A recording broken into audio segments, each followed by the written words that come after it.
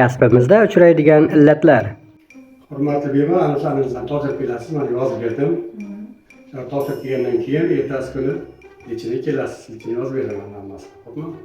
Voy doktor, bitta burun qichiganga shuncha analiz topshirishim kerakmi? Albatta, nega siz nima sizni kasallik serozli kasal bu. O'ylaringiz yuqtirishi mumkin. Qolaversa, mahallaga yuqtirishi mumkin. Hali apparat tekshiruvlarni yozmadim. Bular topshirasiz bugun, xudo xolasa ertaga natija chiqadi. Ertaga lichinaga kelasiz, lichinaga boshlaysiz. Mayli gaplashamiz, kelamni analiz topshirib. Xo'sh.